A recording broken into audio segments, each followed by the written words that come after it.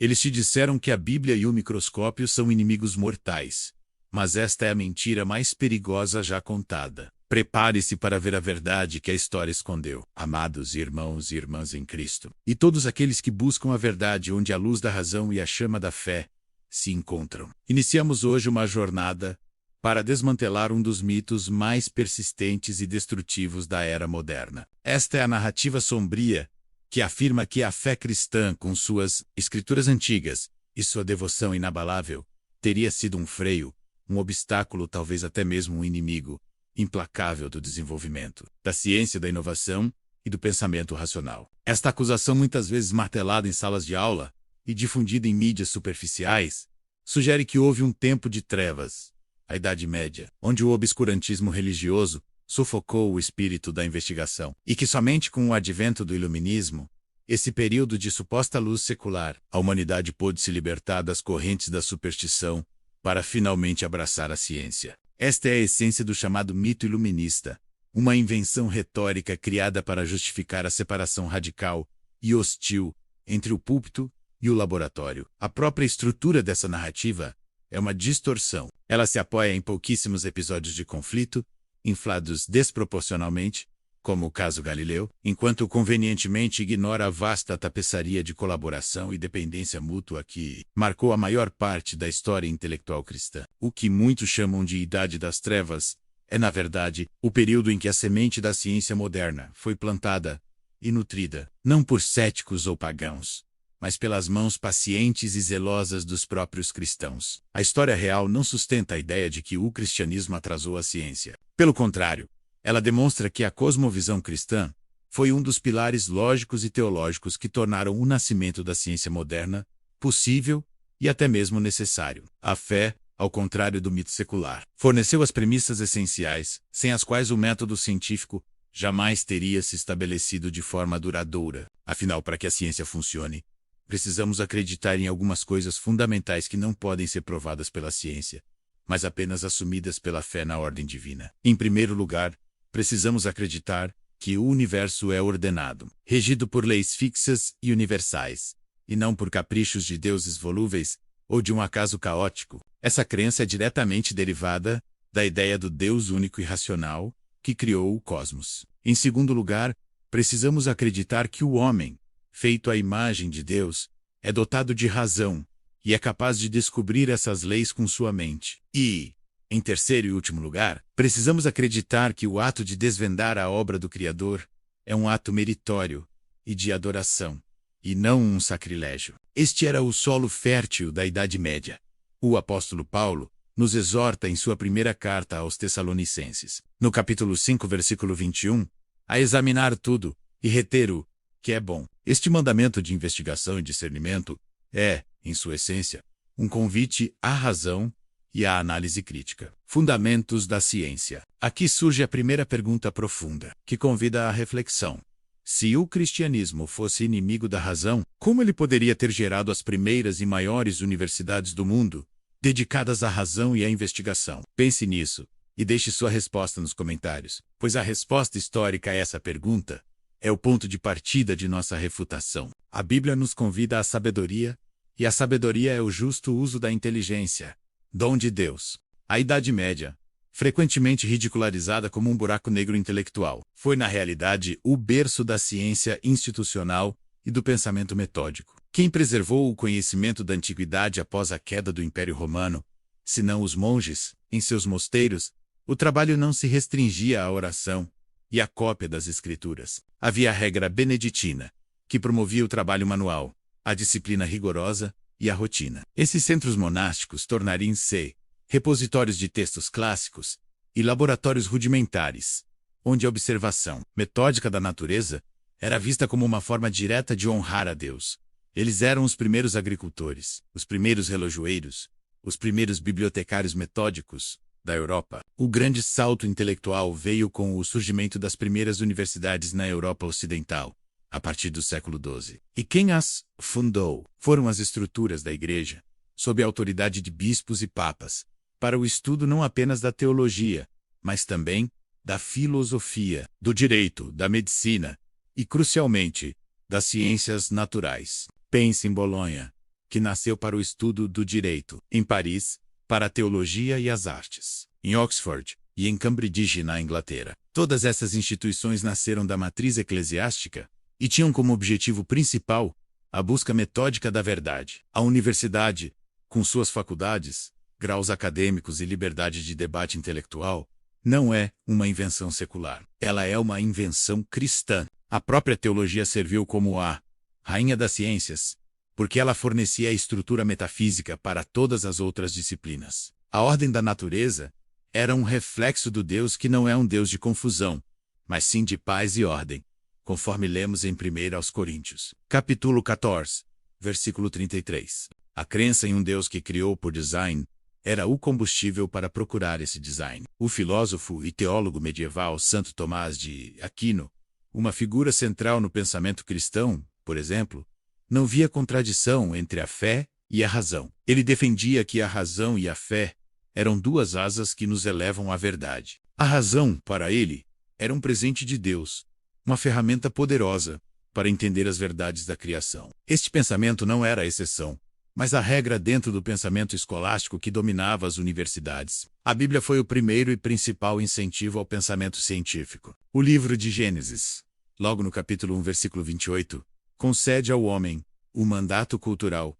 de sujeitar a terra e de dominá-la. Isso implica um estudo ativo, racional e prático do funcionamento do mundo natural. Não somos chamados a adorar a natureza, como no paganismo, mas a entendê-la e a transformá-la, revelando a glória do Criador. O método científico, em sua essência, depende da crença de que a natureza é racionalmente inteligível. Porque os pioneiros da ciência buscavam leis universais, como a gravidade ou a inércia? Porque por fé acreditavam no legislador universal, o Logos, que ordenou o cosmos com propósito e regularidade. A crença em um Deus criador racional e transcendente foi o pressuposto não científico, mas teológico, que permitiu a investigação científica prosperar. A ciência não é apenas observação, é a busca por regularidades. E a regularidade é a assinatura da ordem divina. Aqui abrimos um espaço para uma reflexão mais íntima. Em sua vida pessoal, quando a fé em Deus te deu a coragem ou a clareza para resolver um problema complexo, pare por um instante e medite sobre a aliança entre o espírito e o intelecto, entre a palavra e a razão. Esta unidade é a verdadeira marca da sabedoria que vem do alto e que nos capacita a dominar e a entender o mundo. A lista de cientistas que lançaram as fundações das disciplinas modernas e que eram cristãos devotos é espantosamente longa. A ideia de que houve uma guerra entre fé e ciência torna-se irrisível e insustentável quando olhamos para os nomes nos quais se apoia a ciência que hoje conhecemos. Um mito secular exige que esqueçamos nossos próprios fundadores, que foram movidos pela fé para buscar o conhecimento. A cosmovisão cristã não apenas permitiu a ciência, ela a impulsionou como um dever sagrado. Pense em Nicolau Copérnico, o pai da astronomia moderna, que propôs o modelo heliocêntrico. Ele era um cônego da igreja, um sacerdote. Ele via seu trabalho de investigação astronômica não como uma rebelião, mas como uma forma direta de desvendar a beleza e a perfeição da ordem do Criador. Ele atrasou a publicação de seu trabalho, Das Revoluções das Esferas Celestes, por receio de disputas acadêmicas com os astrônomos de sua época, que estavam mais apegados à tradição grega de Ptolomeu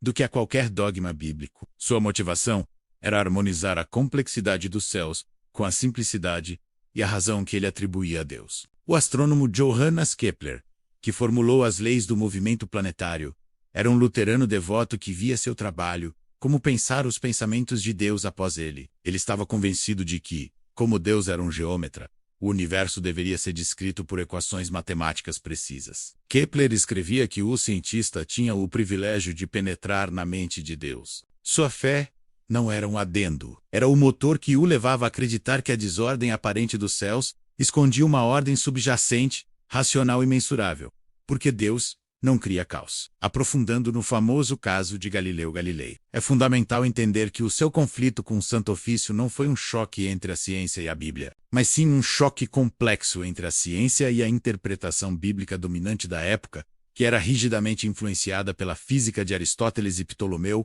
ambos pensadores pagãos. A Igreja havia adotado a física aristotélica como o modelo cosmológico mais razoável, E, ao desafiar Ptolomeu, Galileu parecia estar desafiando a estrutura de autoridade estabelecida na fé e Nicê. Galileu era um católico fervoroso que defendia que a Bíblia e a natureza vinham do mesmo autor, que assegurava a harmonia final entre elas. Ele escreveu que a Sagrada Escritura e a natureza procederam igualmente do Verbo divino, a primeira como ditado pelo Espírito Santo, e a segunda como executora fidelíssima das ordens de Deus. O conflito de Galileu foi complexo, envolvendo política, egos, a falta de provas definitivas na época, para o modelo heliocêntrico e interpretações filosóficas antigas, e não um repúdio geral da Igreja à investigação científica. O erro foi humano e institucional, não doutrinário contra a ciência. E quem poderia falar de ciência moderna sem mencionar Sir Isaac Newton? Ele não é apenas o pai da física clássica. Ele é o maior cientista cristão da história, cuja fé moldou profundamente sua ciência. Newton dedicou mais tempo à teologia, à cronologia bíblica e ao estudo das escrituras do que à própria física. Ele via as leis da gravidade e do movimento como a prova matemática da inteligência e do domínio de Deus.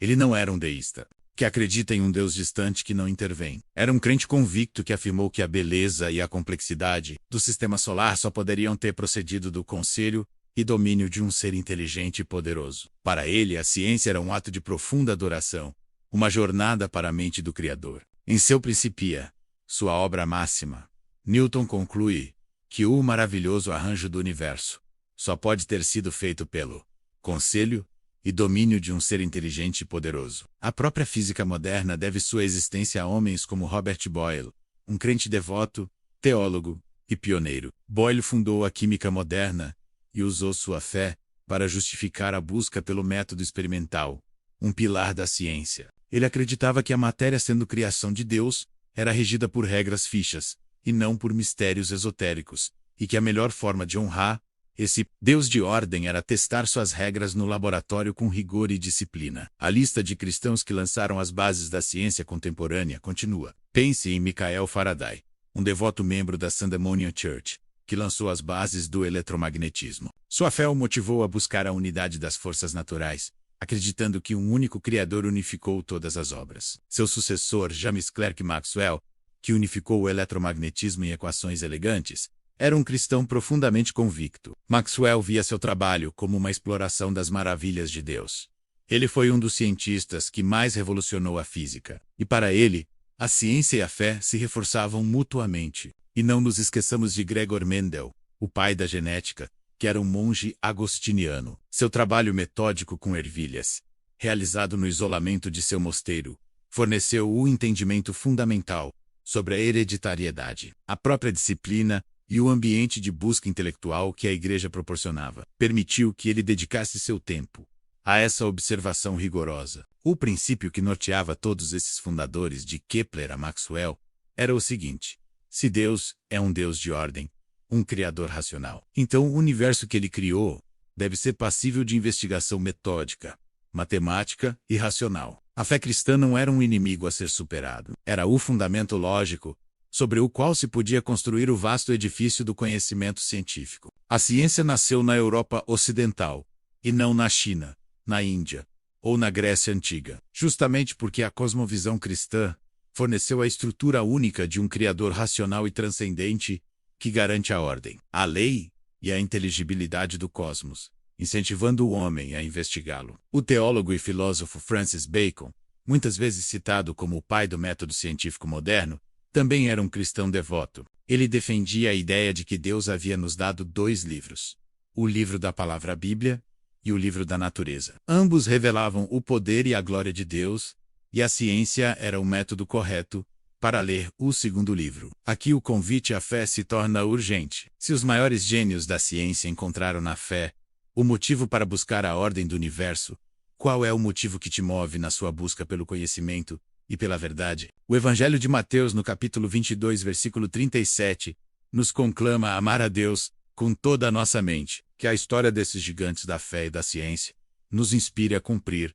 esse mandamento. Para desmascarar completamente o mito da guerra entre fé e ciência, devemos confrontar as distorções históricas que sustentam a narrativa secular. O mito de que a Igreja ensinava que a Terra era plana, ou que sistematicamente torturava e matava cientistas por suas descobertas. É uma invenção relativamente moderna, sem lastro na erudição medieval. Essa ideia foi popularizada no século XIX por autores com fortes vieses ideológicos, como Andrew Dickson White e John William Draper, que tinham uma clara agenda anticatólica e secularista. Eles precisavam de um inimigo histórico poderoso, um vilão para sua nova narrativa de progresso, e criaram a Igreja Obscurantista, ignorando intencionalmente os fatos. A verdade é que, desde os tempos de Aristóteles e Ptolomeu, a esfericidade da Terra era um fato aceito pela maioria dos intelectuais do mundo ocidental. Isso inclui os pais da Igreja, como Santo Agostinho no século IV, e os eruditos medievais. Textos como o de Beda o Venerável no século VIII e os escritos de São Tomás de Aquino no século XIII pressupunham, e frequentemente mencionavam, a Terra redonda como conhecimento comum. A única figura que propôs a Terra plana, de forma isolada, foi Lactâncio, um pai da Igreja do século IV, que foi amplamente ignorado por seus contemporâneos mais instruídos. O debate de Cristóvão Colombo na corte espanhola não era sobre a forma da Terra, mas sobre o seu tamanho correto, pois os clérigos e acadêmicos da Universidade de Salamanca, usando a matemática grega, advertiram Colombo corretamente que ele havia subestimado dramaticamente a circunferência do planeta, o que poderia levá-lo à morte no mar. O conflito era geográfico e matemático, não teológico. A Inquisição, embora seja uma realidade histórica de violência lamentável, não tinha como alvo o conhecimento científico. Seus alvos eram a heresia teológica, a dissidência política e a feitiçaria, que era vista como um crime social. O número de cientistas condenados ou perseguidos por suas descobertas é estatisticamente insignificante na história da Inquisição, se comparado ao número de pessoas acusadas por questões de fé ou de ordem social. O único conflito duradouro, e ainda presente, entre a fé e o mundo moderno, não é sobre a existência de Deus ou a validade da razão. É sobre a autoridade final para interpretar a realidade. A ciência, em si, é um método neutro e poderoso, uma ferramenta maravilhosa para investigar a criação de Deus. No entanto, quando a ciência se torna cientificismo, a crença, sustentada por uma fé secular, de que a ciência é a única fonte de verdade e que só o que pode ser medido, testado e reproduzido existe, ela tenta se arrogar o direito de responder a perguntas que estão fundamentalmente fora de sua jurisdição e de seu método. A ciência é excelente em nos dizer como o universo funciona, em nos dar o método, o modus operandi, a descrição detalhada dos mecanismos de causa e efeito. Ela nos dá as leis da natureza, mas a ciência é completamente muda e não tem o método adequado para responder por que o universo existe, para que o usamos e de onde viemos em termos de propósito e moralidade. O propósito, o sentido, o valor, a ética e o destino final da alma, tudo isso está fora do escopo do método científico. E é aí que a fé intervém. Não para competir com o laboratório, mas para completar a visão de mundo. A fé e a ciência respondem a perguntas diferentes. O cristianismo não tem medo do conhecimento, pois ele é o Senhor de toda a verdade. Em Provérbios, no capítulo 18, versículo 15, lemos que o coração do entendido adquire o conhecimento, e o ouvido dos sábios busca a sabedoria. Buscar o conhecimento do mundo é buscar a assinatura do Criador.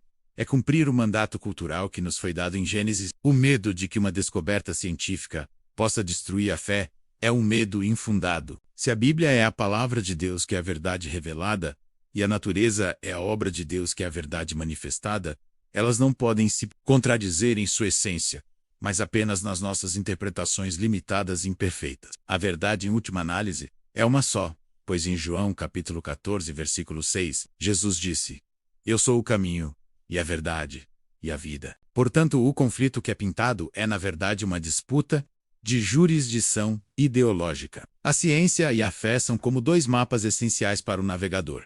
Um é o mapa geográfico que descreve as montanhas, os rios e os perigos do caminho. O outro é o mapa espiritual e moral que descreve o propósito da viagem e o destino final da alma. Um não anula o outro. Um complementa o outro para nos dar uma visão completa, tridimensional da realidade que nos cerca e nos sustenta. A ciência nos mostra a engenharia da criação. A fé nos mostra o engenheiro. Se a fé e a razão são aliadas, onde você tem deixado a razão ser inibida pelo medo da revelação, ou a fé ser silenciada pela arrogância intelectual, pare e reflita.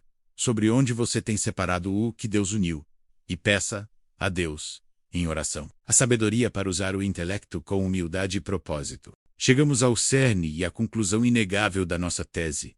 A fé e a razão são, biblicamente e historicamente, não rivais, mas sim aliadas essenciais para a plenitude da vida humana e para a expansão do conhecimento. A fé cristã não é um sistema de crenças que compete com o conhecimento. Ela é a única cosmovisão que fornece o fundamento lógico para a própria ciência, garantindo que o universo é estável, ordenado e, portanto, investigável. A Bíblia nunca nos pede para abandonar o intelecto ou para suspender o pensamento crítico. Pelo contrário, a Escritura valoriza a mente como o principal instrumento de adoração e discernimento. O nosso Senhor Jesus Cristo nos ensina no Evangelho de Marcos, capítulo 12, versículo 30, que devemos amar o Senhor nosso Deus com toda a nossa mente, com todo o nosso coração, com toda a nossa alma e com toda a nossa força. O amor a Deus é um ato intelectual tanto quanto é um ato emocional e volitivo. O intelecto, a mente, é um campo de adoração que deve ser cultivado com rigor e santidade. A fé cristã não é uma crença cega,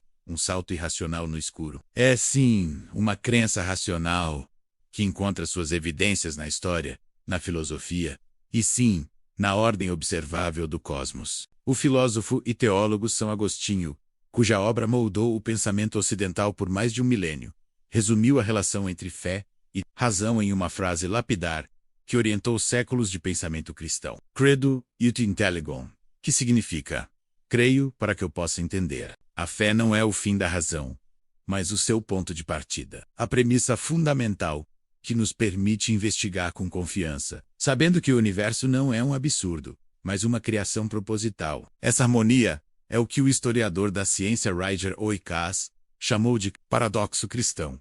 A fé na racionalidade de Deus e, ao mesmo tempo, na liberdade soberana de Deus. A racionalidade garante a ordem matemática às leis da física. A liberdade de Deus garante que ele poderia ter criado o universo de inúmeras formas, o que exige do cientista a humildade de observar e testar a natureza em vez de apenas deduzir, a partir de premissas filosóficas. É por isso que o empirismo moderno nasceu na Europa cristã, porque se acreditava em um Deus livre que fez o mundo como lhe aprouve, e não como a razão humana ditaria. É vital que, como cristãos, resgatemos essa herança gloriosa e potente. Devemos ser os primeiros a incentivar a pesquisa, a investigação e a excelência acadêmica em todas as áreas do conhecimento. Lembrando que cada nova descoberta na física, na biologia, na astronomia ou até mesmo na matemática pura é, na verdade, um novo hino de louvor à majestade, à engenhosidade e à inteligência inesgotável de Deus. O apóstolo Paulo, em sua carta aos Romanos, no capítulo 1,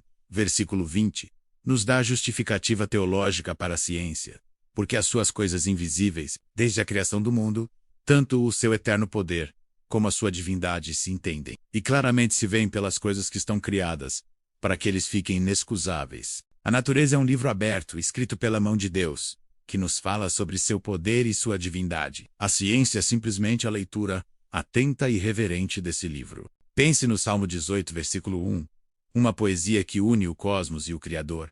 Os céus manifestam a glória de Deus, e o firmamento anuncia a obra das suas mãos. Cada estrela observada por um telescópio, cada lei da natureza descoberta por um cientista, é uma manifestação direta da glória e da inteligência dele. Quando a razão e a fé trabalham juntas, a adoração se aprofunda e o conhecimento se expande para novos horizontes de reverência. A ciência se torna, em sua forma mais pura, um caminho de volta para a glória de Deus. Amados irmãos e amigos que nos acompanharam até aqui, a história, livre do viés secular, nos provou que o cristianismo não atrasou a ciência. Pelo contrário, ele a deu à luz, forneceu suas bases lógicas e a nutre até hoje através de incontáveis cientistas, que veem em seu trabalho um serviço a Deus e um ato de descoberta. A verdadeira rivalidade não é entre a fé e a razão, mas entre a verdade e a ideologia. A ideologia, seja ela secularista ou religiosa, quer cegar a razão para impor sua vontade. A fé cristã, baseada na verdade de Cristo, quer libertar a razão para que ela adore. O convite final é triplo e profundamente pessoal. Primeiro, convido você a investigar mais. Não aceite o mito iluminista como verdade. Estude a fundo a história da ciência. e descobrirá o rastro indelével da mão cristã em cada fundação. Esteja atento, pois a sabedoria é a arte de ver Deus em todas as coisas. Segundo, convido você a integrar sua fé e sua mente. Não separe o que Deus uniu, criando uma dicotomia artificial em sua própria vida. Honre a Deus com todo o seu intelecto, buscando a excelência em tudo o que você estuda ou faz. Lembre-se, a inteligência é um dom sagrado para a glória dele. Terceiro, e mais importante, deixe sua oração e sua experiência nos comentários. Se este estudo abriu seus olhos para a beleza da aliança entre fé e ciência, escreva uma oração pedindo a Deus sabedoria e discernimento, para que sua razão e sua fé trabalhem em perfeita harmonia. E se você é um cientista, um estudante de ciências ou um professor, compartilhe sua experiência de como a fé ilumina seu trabalho e te motiva à descoberta. Agradeço a sua atenção e sua profunda busca pela verdade. Que o Senhor te abençoe e te guarde. Que Ele faça resplandecer o seu rosto sobre ti e te dê a paz. A paz que excede todo o entendimento e que ilumina toda a razão.